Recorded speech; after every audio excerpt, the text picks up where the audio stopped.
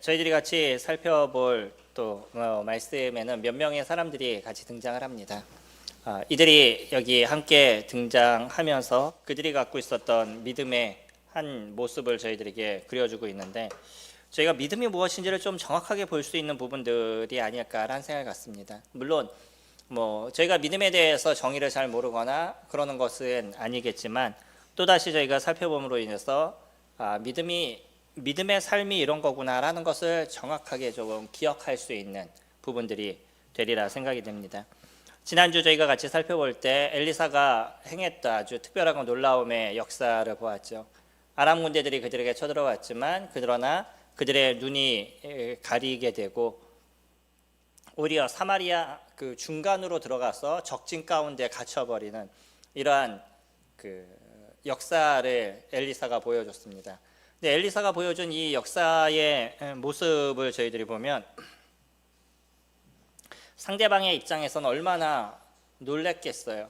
앞이 보이지 않다가 앞이 다시 보이기 시작했는데, 이 눈을 딱 떠보니까 적군의 가운데에 들어오게 됐었을 때 그가 느껴야 될 어떤 고통, 그들이 느껴야 될 어떤 공포, 이것은 엄청났을 겁니다.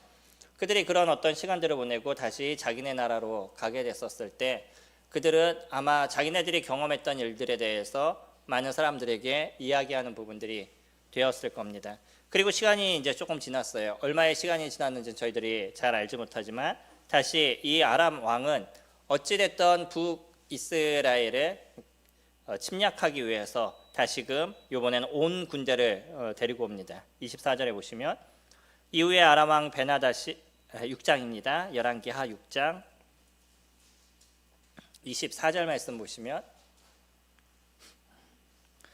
이후에 아람 왕 벤하닷이 그의 온 군대를 모아 올라와서 사마리아를 에워싸니 아람 사람이 사마리아를 에워싸므로 성중이 크게 줄여서 나귀머리 하나에 은 80세겔이요 비둘기똥 4분의 1 갑에 은 5세겔이라 하니, 예전에 한 성을 고립시키는 데 있어서의 방법이 그런 거였었죠. 그 성을 고립시키기 위해서는 성을 둘러싸고 아예 이 사람들이 나갔다 들어오지 못하게 만들어버리는 거죠. 그러면 식량이나 이런 것들이 안에서 소비가 다 되게 되면 더 이상 먹을 것이 없어지는 이런 문제가 발생하기 때문에 아람에 많은 사람들을 데리고 왔습니다. 많은 군대들을. 여기서는 뭐라고 표현하냐면 온 군대를 데리고 왔다라고 얘기할 정도로 아람에 많은 그 군대를 병사들은 몰고 오게 됐죠. 그리고 나서 사마리아 성을 에워싸고 나니까 이제 이 사마리아 성에 문제가 발생하기 시작한 거죠.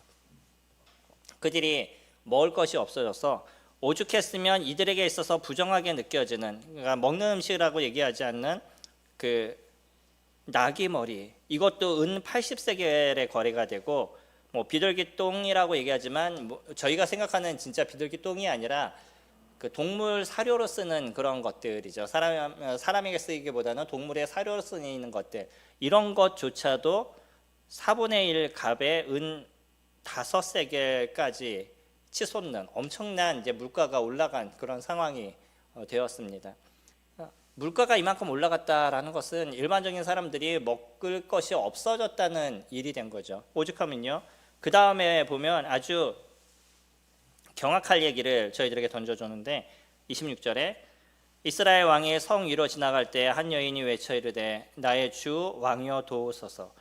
왕이 이르되 여호와께서 너를 돕지 아니하시면 내가 무엇으로 너를 도우랴? 타작마당으로 말미암아 하겠느냐? 포도주 틀로 말미암아 하겠느냐 하니라. 왕이 백성이 도와주세요라고 얘기했었을 때 자신이 갖고 있는 능력의 한계를 그가 보았죠. 그러다 보니까 짜증이 났어요. 그를 도와주지 못하는 것이 짜증이 날 수도 있겠지만 어떤 면에서는 지금과 같은 상황에 대한 것이 그가 짜증이 났던 거죠. 만약 그가 진짜 하나님께서 도우시지 않는다라고 얘기하는 것처럼 하나님의 도우심에 대한 것을 간절하게 바라는 그런 왕이었다면 그는 하나님께 기도하는 것이 먼저가 됐을 겁니다. 그러나 요담 왕은 그러지 않았죠. 바로 전에 엘리사를 통해서 아람 군대를 어떻게 이끄셨는지 경험했던 게 요담 왕이었었어요. 그럼에도 불구하고 똑같은 문제가 발생하게 되면 이런 문제 속에서 하나님께 기도하고 하나님의 선하심을 구해야 되는 것이 왕의 입장임에도 불구하고 왕은요 그러지 않았습니다. 오히려 이것이 그에게 있어서 짜증이 난 거예요. 왜 자꾸 이런 문제를 우리에게 발생시켜서 우리가 왜 자꾸 이렇게 힘들게 살아야 되나라는 것들, 그러니까 원망이 자꾸 하나님께 돌아가고 있는 왕의 모습을 보죠. 근데 더 무서운 거는 28절에 또 이르되 무슨 일이냐니 여인이 대답하되 이 여인이 내게 이르기를 내 아들을 내놓아라. 우리가 오늘 먹고 내일은 내 아들을 먹자 하매 우리가 드디어 내 아들을 삶아 먹었더니 이튿날에 내가 그 여인에게 이르되 내 아들을 내놓아라. 우리가 먹으리라 하니 그가 그의 아들을 숨겼나이다 하는지라. 왕이 그 여인의 말을 듣고 자기 옷을 찢으니라. 그가 성 위에 지나갈 때 백성이 본즉 그의 속살에 굵은 배를 입었더라 라고 얘기하죠. 얼마나 이들이 갖고 있는 인간성의 말살들이 일어나면 자기 배고프다고 자기 아이들을 삶아 먹는 있을 수 없는 일들이 발생하게 되죠. 사실 성경에서 우리가 이런 걸 보면 이럴까라고 생각하지만 진짜 그 아사가 되는 상황이 되어져 보면 사람들이 앞이 보이지 않는 물불을 가리지 못하는 이런 문제들이 사람들 안에서 발생할 수 있어서 예전 같은 경우는 진짜 자신의 아이들을 삶아먹는 이런 문제들이 있어 왔었죠. 이야기를 들었었을 때 왕의 마음 가운데는 많은 그 생각이 있었을 겁니다. 너무나 많은 분이 그에게 일어나고 참담함이 있다 보니까 자기의 어떤 그 내면에서의 그 울분을 옷을 찢어서 내가 지금 이렇게 참담합니다라는 표현으로 이스라엘 백성들이 하고 있는 것처럼 옷을 찢었어요. 그리고 그가 베옷을 입었다는 건 그만큼의 어떤 그 하나님 앞에 무릎을 꿇을 수 있는 그런 모습이 되었을 텐데 사실은 그가 굵은 베옷을 입었음에도 불구하고 그의 행동 속에서는 하나님 앞에 나아가서 하나님 앞에 회개하고 하나님 앞에 구하는 그런 모습은 보여주지 않고 있다는 거죠. 이런 참담함과 어려움의 문제가 있었을 때 요담왕이 해야 될 것은 주님 앞에 나가는 것이었을 거예요. 그리고 그 앞에 무릎을 꿇는 것이고 그러지 않는다 그러면 그의 선지자를 불러서 우리를 위해서 같이 기도해 주세요라고 간청하는 것. 이것이 요담왕이 해야 될 인도자로서의 어떤 모습이었을 겁니다. 근데 요담왕은요 그러지 않고 오히려 뭐라고 얘기하냐면 31절에 왕이 이르되 사밧의 아들 엘리사의 머리가 오늘 그 몸에 붙어 있으면 하나님이 내게 벌 위에 벌을 내리실지로다 하니라. 그때 엘리사가 그의 집에 앉았고 장로들이 그와 함께 앉아 있는데 왕이 자기 처소에서 사람을 보냈더니 그 사자가 이르기 전에 엘리사가 장로들에게 이르되 너희는 이 살인한 자의 아들이 내 머리를 베려고 사람을 보내는 것을 보느냐. 너희는 보다가 사자가 오거든 문을 닫고 문 안에 들이지 말라. 그의 주인의 발소리가 그의 뒤에 나지 아니하느냐 하고 무리와 말을 할 때 그 사자가 그에게 이르니라. 왕이 이르되 이 재앙이 여호와께로부터 나왔으니 어찌 더 여호와를 기다리리요. 이것이 하나님께 나왔으면 하나님께 나가야 되는 거 아닐까요? 그가 얘기하는 것처럼 지금의 이 재앙이 하나님으로부터 왔다라고 요담왕이 생각을 한다 그러면 왜 하나님이 이와 같은 재앙을 그들에게 내렸는지에 대해서 그들은 회개하고 머리를 조아리고 하나님의 은혜를 구하는 모습이 되어야 될 것입니다. 근데 요담왕이 했던 건 뭐냐면 하나님의 선지자인 엘리사를 죽이는 거였어요. 오히려 엘리사는 그들에게 복을 내릴 수 있는 사람이었잖아요. 예전에는 아람 군대가 이스라엘을 쳐들어오려고 했었을 때 엘리사가 사람들을 보내서 어떻게 방비해야 되는지를 계속적으로 알려줬어요. 그래서 아람 왕이 쳐들어오려고 준비하고 무엇인가 병비를 하려고 계획을 하면 그것을 이스라엘 왕이 다 알고 있다 보니까 이들의 계략이 통하지 않았던 문제가 있었었고 결국 그래서 엘리사를 죽일 수 있는 어떤 그 특별한 군대들을 조직해서 그래서 그들을 엘리사에게 보냈더니 그 사람들이 오히려 포로가 됐다가 나중에 귀환하는 그런 문제도 그가 경험했었습니다. 이스라엘 왕은 그것을 계속적으로 경험을 했었어요. 그럼 지금의 모습에서 그가 할 수 있는 건 하나님을 구하는 모습이어야 되는 거잖아요. 근데 오히려 반대의 모습을 갖고 있는 거죠. 이것이 어쩌면 지금을 살아가고 있는 많은 사람들 속에 나타나는 하나의 모습이 아닐까라는 생각을 가집니다. 문제가 발생하면 이 문제가 어디에서 왔는지 주님 앞에 무릎을 꿇고 하나님께 간구하고 기도하는 모습들, 이것이 나로 인해서 발생할 수도 있고 다른 일로 인해서 발생할 수도 있는데, 그것이 어떤 것이든 더 중요한 것은 하나님께 나아가는 그런 모습이 되어야 되고, 하나님께서 그 속에서 알리시는 게 무엇인지를 깨닫는 시간들이 되어야 되는데, 그러지 않고 오히려 하나님을 원망하고, 왜 하나님 나에게 있어서 이렇게 힘들고 어렵고 이런 문제만 자꾸 주시냐고 원망하는 문제들이 계속 발생하게 되는 거죠. 이거는 문제를 해결하지 않아요. 오히려 엘리사를 찾아가고 엘리사께 선함을 구했다 그러면 그는 여기에서의 어떤 축복, 다시 얘기하면 이 문제의 어려움을 해결할 수 있는 그런 길이 그에게 열릴 수 있었다는 거죠. 우리에게 있어서도 그런 문제가 있었을 때 이것 때문에 불평하고 옆에 있는 사람들에게 있어서 짜증을 내고 주변에 있는 사람들을 힘들게 하고 또 아니면 하나님을 원망하고 이런 문제를 가질 것이 아니라 조용히 주님 앞에 나가서 기도할 수 있고, 하나님께서 여기서 나에게 알리시기 위한 그러한 주님의 교훈이 무엇인지를 찾을 수 있는, 이것이 저희들에게 중요한 거죠. 그것을 찾을 수 있는 마음이 있었다 그러면 요담 왕이 이런 고통의 문제가 계속 반복되지 않았다는 거예요. 신기한 건 뭐냐면 이 요담 왕이 하나님께 회개하지 않는 모습으로 인해서 계속 이것이 반복되고 있잖아요. 이 아람 군대는 계속적으로 쳐들어와요. 이게 한두 번의 문제가 아닌 거죠. 이런 계속적인 문제가 발생하게 됐었을 때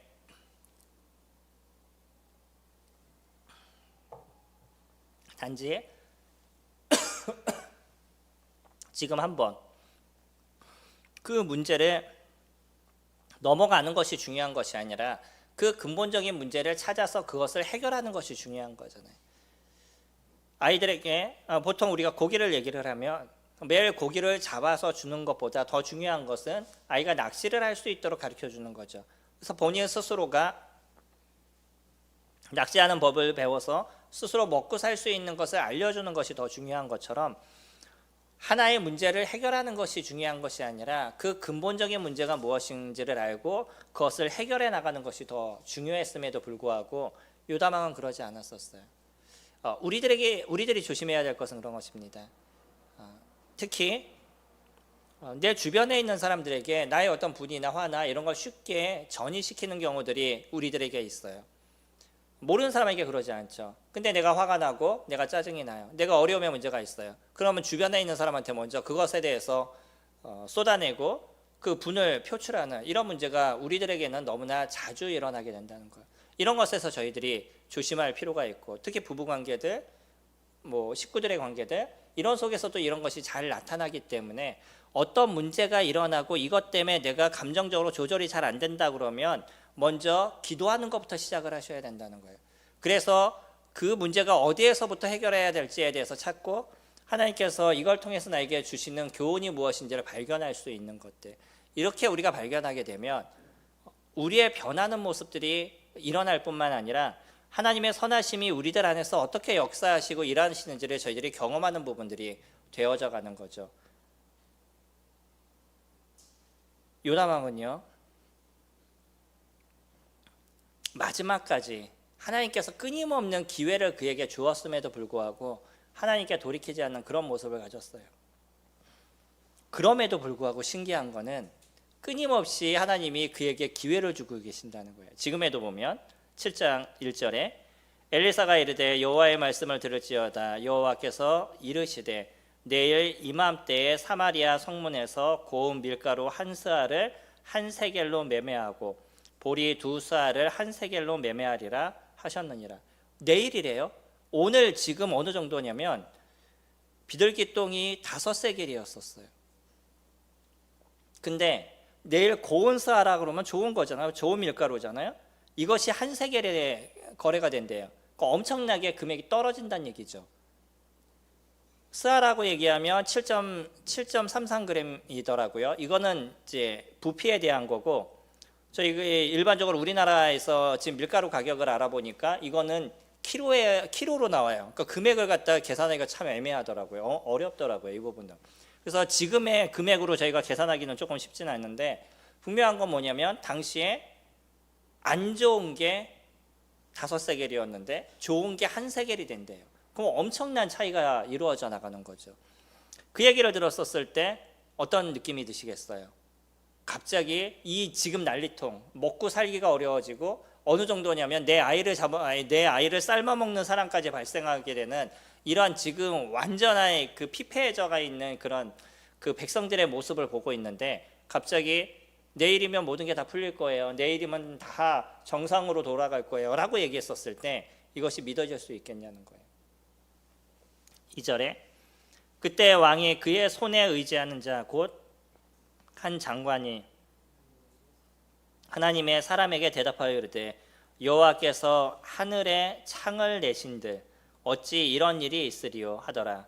엘리사가 이르되 내가 내 눈으로 보리라 그러나 그것을 먹지는 못하리라 하니라. 이것이 믿음이라는 거예요. 하나님의 말씀이 환경하고는 다르다는 거예요. 내 환경으로 이것은 불가능한 일인 거예요. 지금의 환경에서 이게 내일이면 해결될 거야 라는 것이 가능하겠어요? 사실 저희들이 그런 입장이라고 얘기해도 이것이 내일 해결될 거예요 라고 얘기하면 그것이 믿어지겠냐는 거예요. 쉽지 않은 부분인 겁니다.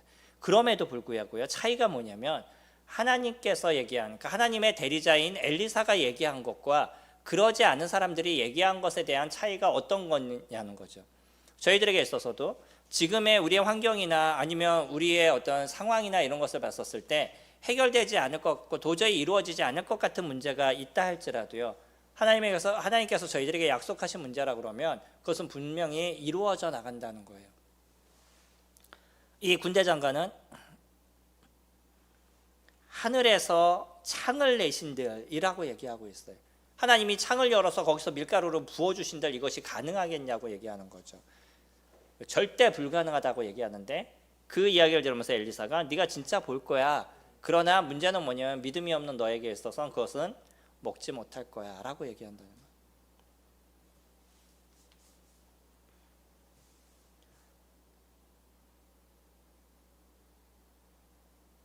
조금 넘어가셔서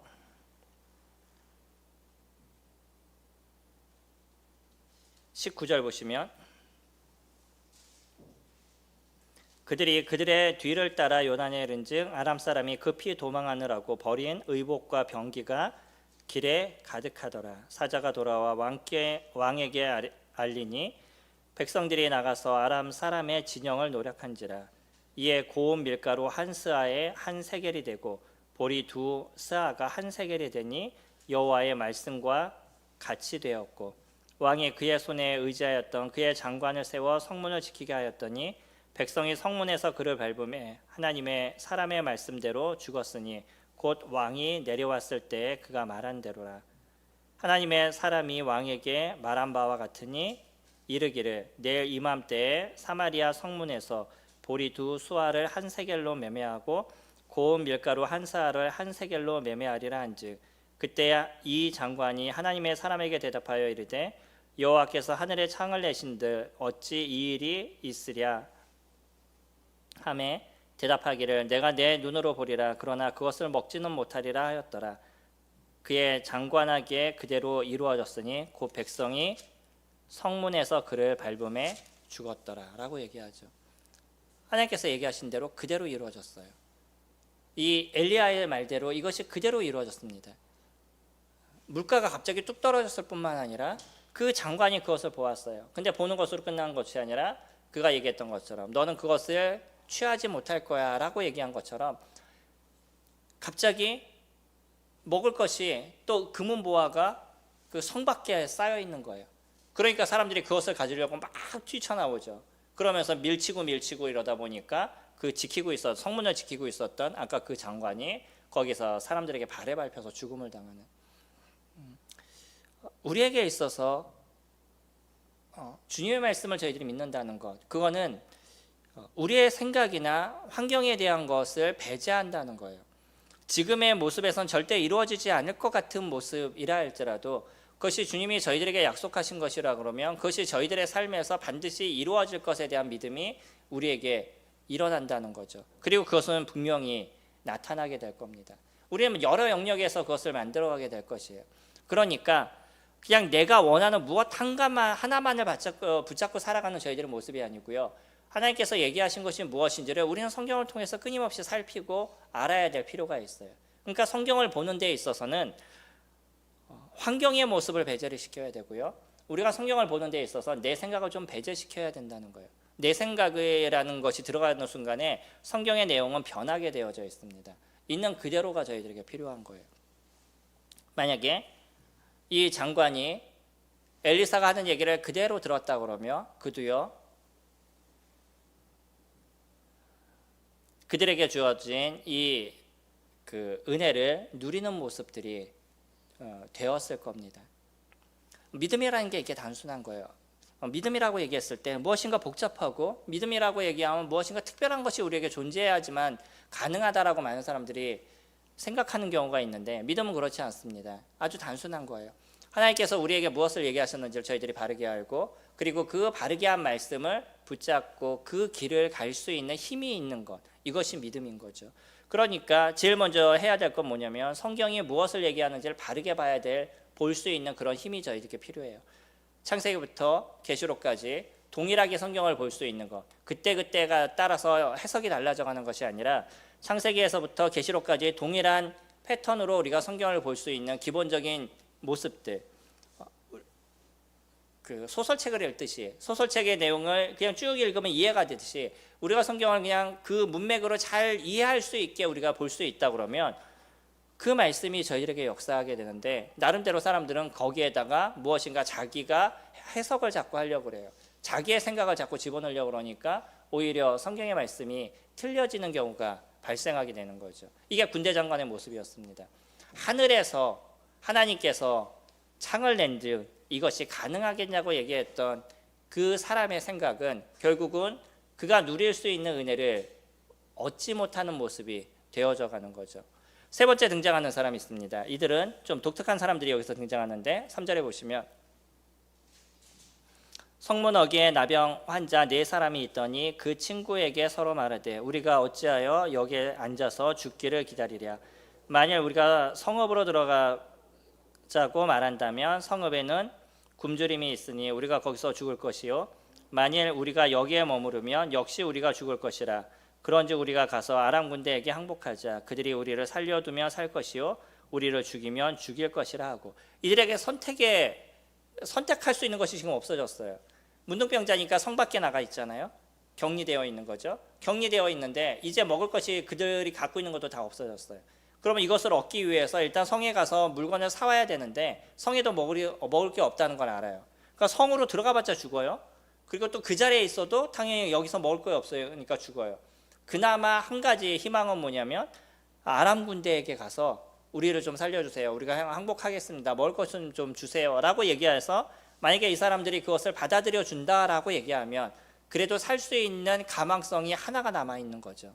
죽을지 살지 절반의 모습이지만 그래도 살 수 있는 가망이 절반이 있으니까 이들은 그것을 선택했어요. 그래서 아람 군대로 들어가게 되는데 5절에 아람 진으로 가리하여 해질 무렵에 일어나 아람 진영 끝에 이르러서 본즉 그곳에 한 사람도 없으니 이는 주께서 아람 군대로 병거 소리와 말소리와 큰 군대의 소리를 듣게 하셨으므로 아람 사람이 서로 말하기를 이스라엘 왕이 우리를 치려하여 햇사람의 왕들과 애굽 왕들에게 값을 주고 그들을 우리에게 오게 하였다 하고, 해질 무렵에 일어나서 도망하되 그 장막과 말과 나귀를 버리고 진영을 그대로 두고 목숨을 위하여 도망하였음이라. 그 나병 환자들이 진영 끝에 이르자 한 장막에 들어가서 먹고 마시고 거기서 은가군과 의복을 가지고 가서 감추고 다시 와서 다른 장막에 들어가 거기서도 가지고 가서 감추니라. 이들은 아무것도 안 했어요. 이스라엘 백성들은요. 오히려 하나님의 말씀을 그들은 인정하지 않았고 받아들이지 않고 자기 아이들을 잡아먹는 이와 같은 패역한 모습을 보였던 게 이스라엘의 문제였음에도 불구하고 하나님은 그들에게 자꾸 기회를 주고 계시잖아요. 이러한 기회를 통해서 그들이 하나님께 돌이키기를 원하는 것, 이거는 요담 왕부터 시작해서 아까 그 장관들, 이스라엘의 모든 사람들이 회개하기를 원하는 것이 하나님의 마음이셨고, 그들은 그 안에 갇혀있는 상황 속에서도 하나님은 그 밖에서 자기의 일을 이루셨어요. 그래서 이들에게 말발굽 소리를 듣게 해서 많은 군대가 쳐들어온 것처럼, 애국 사람과 주변에 있는 사람들이 연합해서 쳐들어온 것처럼 소리를 듣게 하고 겁이 나서 도망가게 만드는, 아무것도 하지 않았음에도 불구하고 이들은요 그냥 갖고 있는 거 모든 거 던져놓고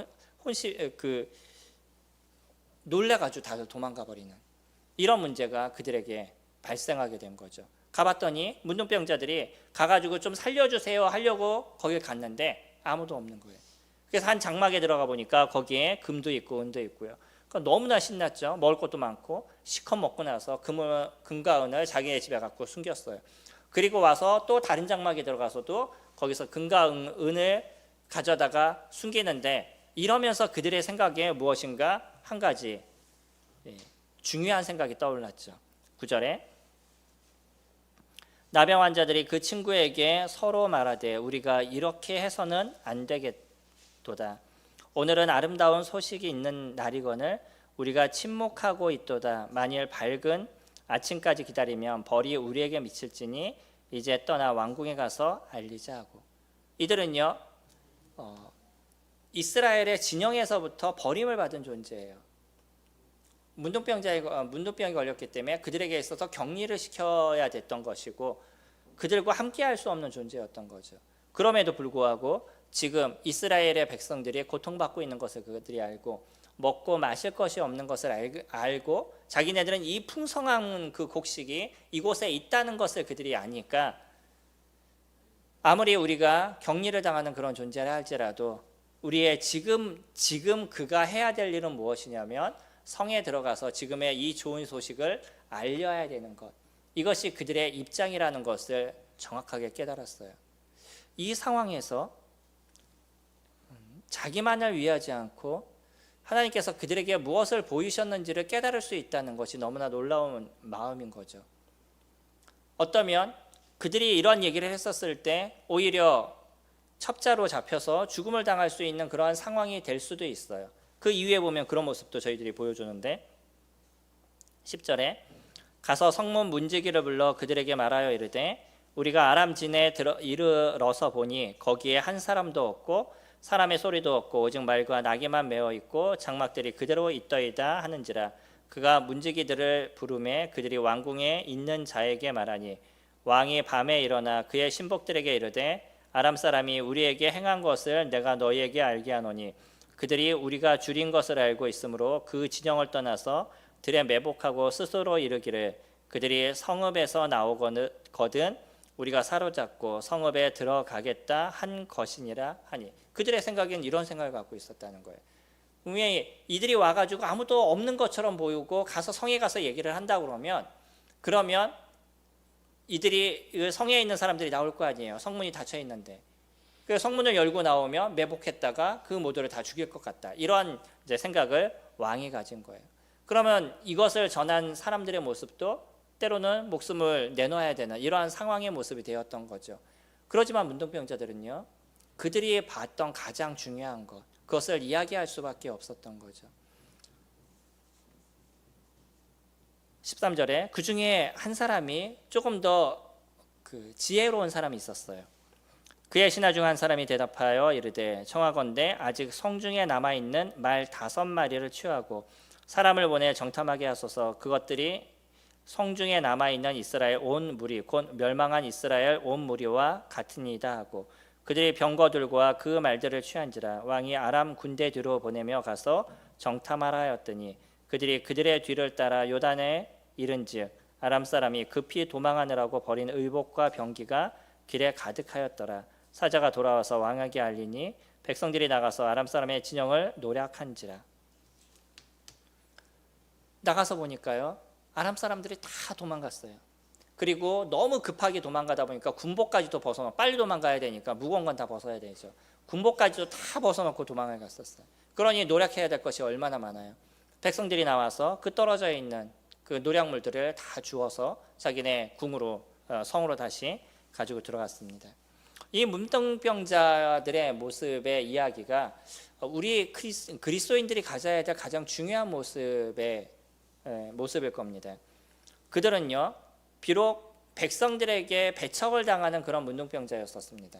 그럼에도 불구하고요, 지금의 상황에서 이것을 현실을 알려주지 않는다 그러면 그들은 그냥 아사하는 문제가 발생하게 될 거니까 이대로 있는 것은 그들이 죄를 짓는 것과 같다라고 그들이 생각했던 거죠. 그리스도인들은 저희들이 무엇을 알고 있죠? 저희들은 주님을 알지 못하는 사람들은 지옥에 간다는 걸 정확하게 알고 있어요. 우리가 그것을 정확하게 믿습니다. 만약에 그것을 믿지 않는다 그러면 우리가 믿음 안에 있는 사람이라고 얘기하지 않겠죠. 저희가 그것을 믿는 사람이라고 그러면 저희가 해야 될 일 중에 하나가 이와 같은 사실에 대해서 내 주변에 있는 사람에게 알리는 것은 우리들의 역할인 거죠. 그것을 믿는 것은 그들의 모습인 거고 그들이 받아들이는 건 그들이 해야 될 일인 거지만 그러나 그것을 알려야 되는 것은 분명히 저희들이 해야 될 일이라는 거예요. 사람과의 관계가 두려워서 아니면 그 사람들의 모습이 나에게 어떤 안 좋은 모습을 가질까 봐 불이익을 당할까 봐 이러한 모습에서 입술을 띄지 못하는 경우들이 적지 않게 저희들에게 많이 있는데 우리들의 역할은요. 이것을 입술을 열어서 얘기하지 않는 것조차도 동일하게 그 죄가를 주님이 저희들에게 묻겠다라고 얘기하신다는 거예요. 에스겔서 말씀 보시면 에스겔서 33절에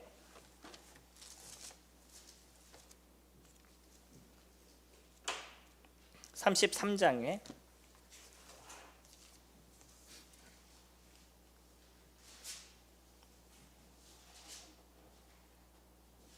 33장 1절부터 보시면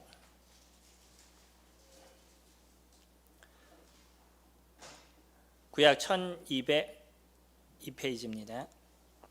여호와의 말씀이 내게 임하여 이르되 인자야 너는 내 민족에게 말하여 이르라 가령 내가 칼을 한 땅에 임하게 한다 하자 그 땅 백성이 자기들 가운데에 하나를 택하여 파수꾼을 삼은 그 사람이 그 땅에 칼이 임함을 보고 나팔을 불어 백성에게 경고하되 그들이 나팔 소리를 듣고도 정신 차리지 아니하므로 그 임하는 칼에 제거함을 당하면 그 피가 자기의 머리로 돌아갈 것이라.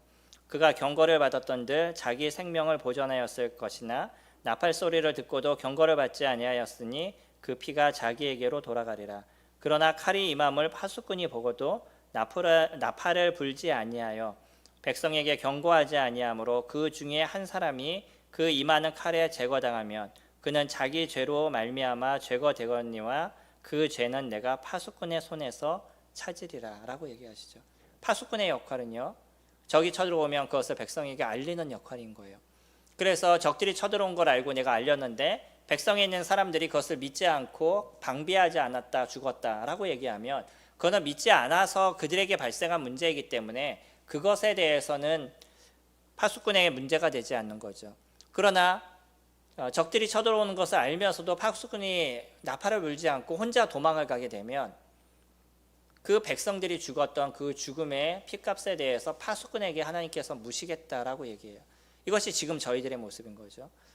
저희들이 알고 있는 것에 대해서 우리는 우리 주변에 있는 사람들에게 정확하게 이야기를 해야 돼요. 그들에게 예수 그리스도 그분의 은혜를 얘기해야 되고요. 그분을 통해서 얻어지는 진정한 기쁨이 무엇인지를 저희들은 설명을 해줘야 되고요. 그들이 지금 처해 있는 모습이 지옥의 형벌 가운데 놓여 있다는 걸 이야기하는 것, 이것은 저희들이 해야 될 그러한 역할에 대한 부분인 거죠. 그것을 받아들이거나 받아들이지 않는 것, 그것은 그 사람에게 관련된 문제인 겁니다. 바울도 어디에 가든지 일단 예수 그리스도 그분을 선포했어요. 그러나 그들이 바울의 얘기를 듣지 않았을 때 바울은 그 자리를 떠나면서 그들의 죄가 그들에게 돌아갈 것에 대해서 얘기를 하죠. 저희들의 역할은 거기까지입니다. 저희들의 입술을 열어서 지금의 상황에 있는 현실을 이야기해 줄 수 있는 것, 그것이 저희들이 해야 될 문제였던 거죠. 만약에 문둥병자가 그때의 상황을 얘기해 주지 않았다 그러면 이스라엘 사람들은 밖에는 먹을 것이 지천에 널려 있는데 오히려 그 성 안에서 아사하는 문제, 그래서 죽어가는 사람들이 계속적으로 발생하게 됐을 거예요. 오늘 우리는 세 명의 사람들을 잠깐 살펴봤습니다.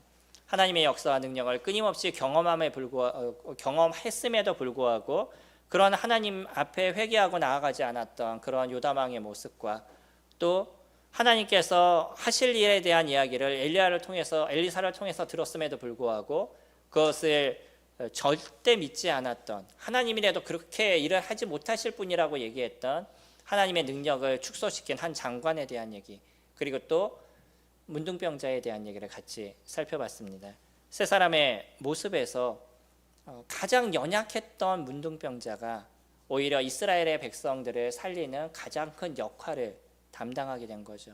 그 사람이 명예가 있던, 그 사람이 돈이 있던, 그만큼의 어떤 힘이 있고 능력이 있던 이것은 중요하지 않습니다. 그 사람이 갖고 있는 진짜 해야 될 일을 해나가게 됐었을 때, 그 발걸음을 띄는 모습들, 행동하는 모습이 되었었을 때, 그때 비로소 역사와 하나님의 능력이 드러나게 되는 거죠. 저희들에게 있어서도 주님의 능력이 드러나는 것, 믿음의 열매가 맺어져 가는 것, 그것은 내가 믿는다라고 계속 얘기하는 것으로 인한 내 감정의 어떤 표현을 계속 한다라고 해서 이것을 믿음이라고 얘기하지 않는 거고요. 내가 믿는 그 믿음에 대한 발걸음을 띄어나가는 것이에요. 그리고 실질적으로 그것을 이행해 나가고 행해 나가는 것이죠.